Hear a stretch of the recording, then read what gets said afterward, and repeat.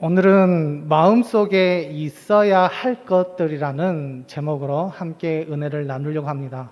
우리의 마음 가운데 무엇이 가득 차야 되는지 다시 한번 느끼고 또한 하나님 앞에 더 가까이 갈 수 있는 귀한 시간이 되기를 간절히 소망합니다. 우리는 흐르고 있는 시간 속에서 살아가고 있습니다. 시간을 편의상 년, 월, 주, 일로 나누어 구분할 수 있고 또한 세분화한다면 시, 분, 초로 나눌 수 있습니다. 지금도 시간은 여전히 흐르고 있고 흘러가고 있습니다. 그래서 누구나 주어진 시간이 똑같기 때문에 우리가 그 시간에 잘 활용하며 또한 주어진 시간의 삶을 잘 갖고 가는 사람들을 볼 때마다 부러운 마음이 들기도 하고 또한 그런 인생을 살아가는 사람들을 우리는 멋진 인생을 살아가는 인생이라고 이야기를 하는 것을 보게 됩니다. 성경에서도 이런 말씀이 있습니다. 세월을 아끼라. 즉, 이 말씀은 누구에게나 주어진 시간은 소중함을 알고 믿음 생활을 잘 갖고 가라는 하나님의 말씀이기도 합니다. 또한 시간을 이렇게 구분할 수도 있습니다. 과거, 현재, 미래로 구분하여 시간의 의미를 부여할 수 있는데요. 과거는 지나간 시간이고 또한 그 과거를 통해서 우리가 반성해야 될 것들이 있다면 돌이켜야 될 것들이 있다면 우리가 지금 이 시간에 돌이키고 반성하면 되고 그리고 현재는 우리가 살아가고 있는 시간이기 때문에 최선을 다해서 자기에게 주어진 시간에 최고의 그 의미를 부여하면서 최선을 다하면 된다는 것입니다. 그리고 미래는 다가올 시간이기 때문에 지금부터 잘 준비하면 좋습니다. 하지만 이런 명언이 있습니다. 과거는 역사이고 미래는 신비이고 현재는 선물이다라는 명언이 있는데요. 이것은 흘러가는 시간은 역사이기 때문에 우리가 그냥 교훈만 잘 찾으면 되고 다가오지 않는 시간들은 알 수 없기 때문에 우리가 기다리면 되지만 그러나 지금 우리가 살고 있는 이 현재, 과거와 미래를 결정짓는 가장 중요한 시간이 바로 현재라는 것을 그 명언을 통해서 우리에게 가르쳐주고 있습니다. 그래서 신앙의 용어 중에 이런 단어가 있습니다. Now and here라는 영어 단어가 있는데요. 이 짧은 문장이지만 그 뜻은 바로 이런 뜻을 가지고 있습니다. 지금 여기에서. 즉, 신앙의 자리가 지금 여기에서라는 의미입니다. 자신이 살고 있는 현재와 살고 있는 자리에 충실하라라는 말이기도 하지만 현재가 인생에 있어서 가장 중요하고 귀한 시간임을 강조하는 말이 그 단어의 뜻입니다. 우리는 어떻습니까? 우리는 나름대로 열심히 살고 있습니다. 신앙인으로서 또한 사회인으로서 최선의 삶을 살고 있습니다. 형편과 처지에 맞게 그리고 남들에게 부끄럽지 않게 하기 위해서 노력을 하며 살고 있습니다. 우리가 하나님을 기뻐하시는 삶을 위하여 더 좋은 삶을 위하여 우리가 현재 어떤 마음을 품고 살아가느냐가 가장 중요한 것 같습니다. 왜냐하면 지금의 마음에서 올바른 삶의 태도가 나오기 때문입니다. 그렇다면 지금 우리의 마음속에 가득 채워져 있는 것이 무엇인지 그리고 우리의 마음속에 우선순위가 그 1번이 무엇인지 또한 그런 것들 때문에 내가 행복한 삶을 살고 있는지 아니면 그런 것 때문에 어려움을 당하고 있지는 않는지 우리가 우리 마음속을 한번 살펴보아야 합니다. 그리고 없어서 좋은 것이 있다면 또한 그것이 무엇인지 한번 자신을 돌아보시기를 바랍니다. 만약 우리의 마음 가운데 믿음이 있다면 하나님의 사랑이 있다면 하나님께서 우리에게 허락하신 그 신앙이 우리의 마음속에 채워져 있다면 우리의 삶은 유익한 삶, 멋진 인생을 살아가는 귀한 자녀의 삶을 살아가는 줄 믿습니다. 우리가 우리의 마음 가운데 늘 하나님의 사랑으로 또한 그 하나님이 주신 그 많은 곳으로 채울 수 있는 우리 믿음의 자녀들이 되기를 간절히 소망합니다. 오늘 말씀을 통해서 사도 바울의 마음을 한번 살펴보려고 합니다. 물론 사도 바울은 우리보다 훌륭한 삶을 살았던 자녀입니다. 그래서 비교할 수도 없을 뿐만 아니라 우리가 비교할 때마다 부담감을 느끼게 됩니다. 하지만 우리가 비교해야 되는 것은 바로 바울이 그런 삶을 살게 된 이유는 그 마음에서 시작했기 때문입니다. 우리 또한 동일하게 사도 바울의 마음을 가질 수 있습니다. 다만 소명과 노력과 환경에 따라서 그 마음이 달라질 수는 있지만 우리들도 사도 바울의 마음속에 있는 것들을 우리가 충분히 알고만 있다면, 우리가 느끼고 있다면 충분히 얼마든지 채울 수 있다라는 것입니다. 그렇다면 사도 바울의 그 마음속에 있었던 것들이 과연 무엇일까요? 그가 감격하면서 늘 고백했던 말씀들이 무엇이 있었을까요? 고린도전서 15장 10절의 말씀인데요. 우리 같이 한 목소리로 읽겠습니다. 시작. 그러나 내가 나 된 것은 하나님의 은혜로 된 것이니 내게 주신 그의 은혜가 헛되지 아니하여 내가 모든 사도보다 더 많이 수고하였으나 내가 한 것이 아니요 오직 나와 함께 하신 하나님의 은혜로라. 아멘. 고린도 전서를 기록할 당시 사도 바울은 초대교회의 최고의 지도자였습니다. 율법의 지식과 그에 따르는 삶에 있어서 유대인들에게 존경받을 인물이 바로 사도 바울이었다라는 것입니다. 그런데 그는 그거 위치뿐만 아니라 복음을 위하여 수없이 많은 일들을 했는 전도자였으며 또한 교회를 개척하고 가르치고 훈련시킨 탁월한 목회자이기도 하였습니다. 이러한 모든 것이 사도 바울의 자랑거리가 될 만합니다. 하지만 그는 자신의 그런 모든 것을 자랑거리로 생각하지 않았습니다. 오히려 한마디로 정리합니다. 그 말이 무엇이냐? 내가 나 된 것은 하나님의 은혜로 된 것이니. 아마 바울의 이런 고백은 이런 의미를 가지고 있지 않나 생각 싶습니다. 내가 지금 이런 지도자의 자리에 앉을 수 있었던 것은 다 하나님의 은혜입니다. 내가 수고도 많이 했고 어려움도 많이 있었지만 그것조차도 다 하나님의 은혜입니다. 나는 하나님의 은혜로 살아온 부족한 사람입니다. 이렇게 고백하는 사도 바울의 마음속에는 무엇이 충만했을까요? 그것은 아마 하나님의 은혜가 충만했을 것입니다. 그런데 바울이 그 하나님이 주신 그 은혜가 충만할 수밖에 없었던 이유들이 있습니다. 그것이 무엇이냐?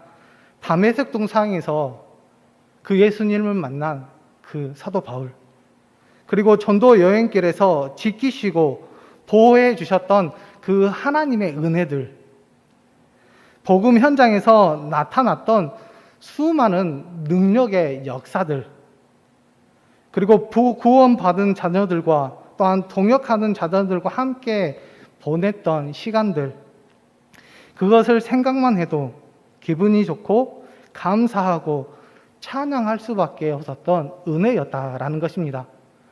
그러기 때문에 바울이 그런 고백이 가능했고 또한 그 고백 가운데 늘 하나님 앞에 순종하며 겸손한 자녀가 될 수 있었다라는 것입니다. 우리들도 사도 바울만큼은 못 되더라도 하나님의 은혜를 많이 받고 살아왔던 자녀들이 아니십니까? 우리가 처음 예수 그리스도를 만났을 때 어떠했습니까? 뜨거웠습니다. 감격했습니다. 눈물이 쏟아졌습니다. 그리고 이후에 쏟아 부어주시는 하나님의 은혜가 수없이 많았습니다. 그런데요, 단지 우리가 그것을 기억하지 못하고 감사하지 못해 마음에 남아있지 않을 뿐 수없이 많은 은혜를 받고 지금까지 살아왔다라는 것입니다. 우리가 인생을 돌아보며 하나님의 은혜로 이어진 것을 바라볼 수만 있다면, 자신이 하고 있는 일 가운데 하나님의 은혜의 손길을 우리가 경험할 수만 있다면, 하루하루의 삶 속에서 하나님의 은혜의 숨결을 느낄 수만 있다면, 우리가 매일 감사와 찬양의 삶을 살 수 있는 것뿐만 아니라 기쁨과 소망의 삶을 살아가는 귀한 자녀가 될 줄 믿습니다. 하나님의 은혜가 우리의 마음 속에 있어야 행복한 인생입니다. 하나님의 은혜가 우리의 마음 속에 넘쳐야 우리가 하나님의 사명을 기쁘게 감당할 수 있습니다. 그렇다면 우리의 마음 속에 있어야 할 것들, 과연 하나님의 은혜만 있겠습니까? 하나님의 사랑, 하나님의 놀라운 일들, 또한 우리가 가지고 있어야 할 믿음, 헌신, 봉사, 우리가 이런 것들을 우리의 마음 가운데 가지고 있어야 되는데, 그렇지 못한다면 우리가 이 시간 이후부터 그것들을 찾기 위해 돌아보고 되짚어보고 찾고 또 찾고 기도하고 몸부림을 쳐서 그것을 꼭 찾을 수 있는 우리 구목교회 성도 여러분들이 되기를 간절히 소망합니다. 그래야 우리가 어떤 시련이 와도, 어떤 힘듦이 와도, 어떤 고통이 있을지라도 우리는 그것들로부터 이길 수 있으며 늘 삶 가운데 하나님의 평강이, 하나님의 은혜가 차고 넘치게 되는 줄 믿습니다.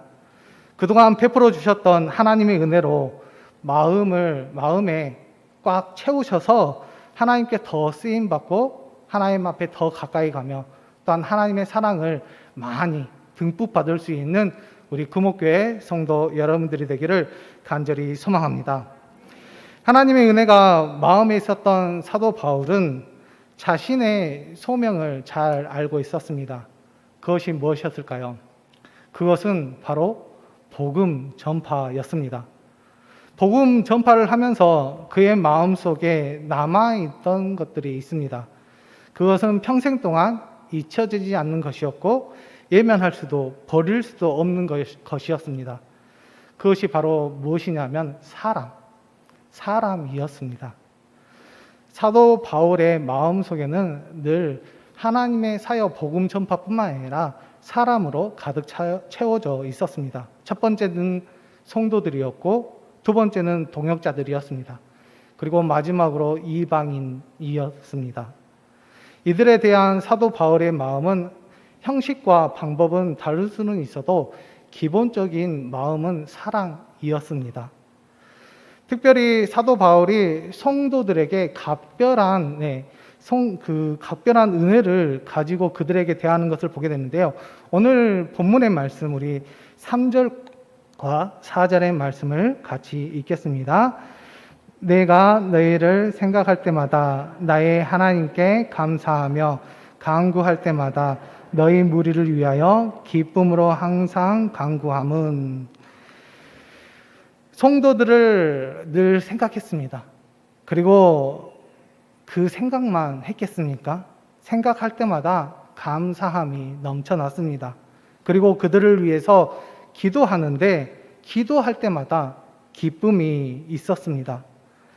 그것뿐이겠습니까? 또 다른 각별함이 있었습니다. 우리 7절의 말씀인데요. 7절의 말씀을 같이 읽겠습니다. 시작.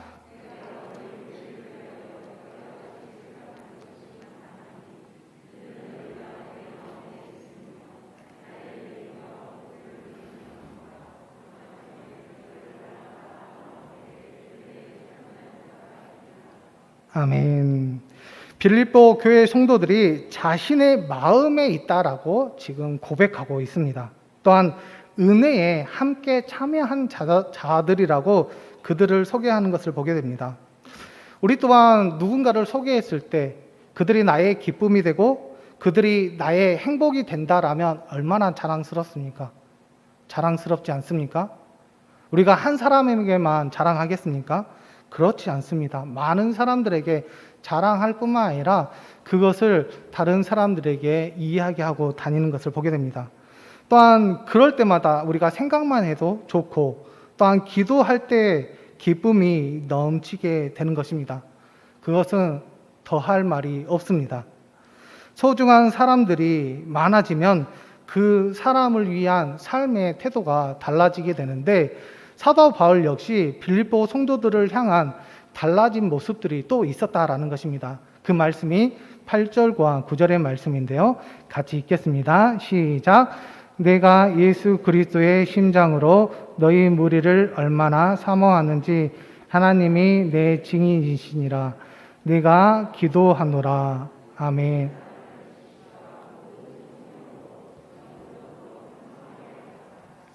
아멘. 네.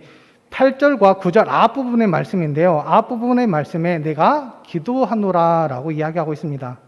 그 사람을 보고 싶고 만나고 싶고 함께 일하고 싶습니다. 그리고 그 사람들을 위해서 지금 내가 기도하겠다라고 지금 사도 바울이 고백하고 있습니다. 누구와 함께 하고 싶은 생각이 들면 그 마음 가운데는 분명히 사랑의 마음이 있습니다. 또한 누구를 위해 기도하게 된다면 그 마음은 천국과 같습니다. 이런 마음은 하나님이 기뻐하시는 마음이고 하나님의 뜻을 이루기에 좋은 옥토입니다. 마음에 이런 사람들을 많이 담아두는 것은 바로 성숙한 신앙입니다.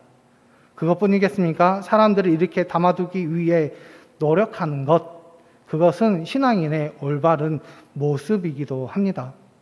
그렇다면 바울이 그런 마음만 가지고 있었느냐? 아닙니다. 그들을 위해서 사모하는 마음을 가지고 그들을 위해서 기도하게 되는데요. 그 기도의 내용이 무엇이냐? 그 사람들이 아름다운 삶을 살 수 있도록 기도한다라는 것입니다. 11절의 말씀인데요. 11절의 말씀을 보면 이렇게 나와 있습니다. 예수 그리스도로 말미암아 의의 열매가 가득하여 하나님의 영광과 찬송이 되기를 원하노라. 아멘. 하나님의 영광의 찬송이 되게 하소서. 아주 기본적이지만 중요하고 가장 우리에게 확신한 소망을 주는 메시지입니다. 우리가 다른 사람을 마음에 담고 그 마음을 가지고 소망을 가지고 그들을 위해서 기도하는 것이 얼마나 중요하고 멋진 인생인지를 우리에게 다시 한번 가르쳐주고 있는 것 같습니다. 그렇다면 우리는 다른 사람들을 위해서 마음을 품고 그들을 향해 우리가 달려가고 있습니까? 아니면 우리의 마음에 욕심으로 가득 차 사람들이 시덥지 않게 보이거나 또한 그들을 무시하고 또한 이용하려고 하는 마음은 있지 않는지, 또한 우리의 마음 가운데 미움이 가득 차 있다면 남들을 적대시하며 우리가 사랑하는 마음보다는 오히려 믿음의 마음을 통해서 우리가 나락으로 또한 빠질 수 있다라는 것을 우리가 분명히 알아야 합니다. 이 시대는 아픔이 있습니다. 그 아픔이 무엇이냐? 사람들 마음에 사람들이 없다라는 것입니다. 이것은 중요하고 아주 중요합니다. 우리가 이런 생각을 가지고 살아가야 합니다. 우리라는 생각보다 나라는 생각을 가지지 않도록 노력하는 것. 함께라는 생각보다는 이용이라는 생각을 가지고 앞서지 않는 것. 우리가 그래야만이 진정 하나님의 자녀로서 온전한 삶을 살아갈 수 있는데 그 반대로 우리라는 생각보다는 나라는 생각을 가지고 함께라는 생각보다는 이용이라는 생각을 가지고 우리가 하나님 앞에 나아가게 된다면 우리는 분명히 기독교라는 종교는 아마 없어지고 말 것입니다. 왜냐하면 남들에게 해를 끼치는 종교가 되는 것이 뿐만 아니라 무익한 종교가 되기 때문입니다. 그렇기 때문에 우리의 마음 가운데 사도 바울의 그 하나님의 은혜 위에 사람들을 담아놓은 그 마음이 필요합니다. 하나님의 뜻을 이루는데 이 땅 위에 삶이 있어서 절대적이고 그것이 우리에게 필요하다라는 것입니다. 그러기 위해 우리가 훈련해야 됩니다. 우리가 말씀을 읽고 기도하고 하나님 앞에 더 가까이 가는 것, 그것이 우리에게 있어서 가장 훌륭한 훈련이고 또한 하나님 앞에 더 가까이 갈 수 있는 귀한 시간들이 될 수 있다라는 것입니다. 세상은 다시 유행하는 코로나로 어수선합니다. 제약이 너무나도 심해져 가고 또한 강도가 심해져 가고 있습니다. 사람들이 철저히 무시를 하고 또한 이용하려고만 하고 있습니다. 그들 가운데 그래도 하나님의 사랑을 받고 또한 하나님의 은혜를 받고 또한 사람을 담는 그런 하나님의 그릇으로 우리가 성장하고 있다면 우리가 다른 사람들을 포용할 수 있는 그런 마음을 우리가 늘 가져야 한다라는 것입니다. 그래야만이 하나님 자녀로서 이 땅 가운데 빛과 소금의 역할을 잘 감당하는 것뿐만 아니라 우리를 통해서 그래도 우리의 지역이, 우리의 가정이, 우리의 나라가 그래도 하나님 앞에 더 쓰임받고 영광을 돌릴 수 있도록 하나님께서 우리나라를 보여주시고 우리의 교회와 우리의 가정을 인도해 주시고 함께 해 주실 줄 믿습니다. 이것이 이 시대의 그리스도인들이 해야 할 중요한 일임을 기억하셔서 우리 모두 은혜와 사람을 담는 마음이 하나님의 뜻을 이 땅 가운데 이루는데 사용을 당하는 귀한 자녀들이 되시고 그 사용을 통해서 하나님 앞에 많은 은혜와 또한 하나님과 함께 가까이 함으로 하나님 앞에 더 쓰임 받을 수 있는 우리 금옥교회 성도 여러분들 되기를 주님의 이름으로 부탁드립니다.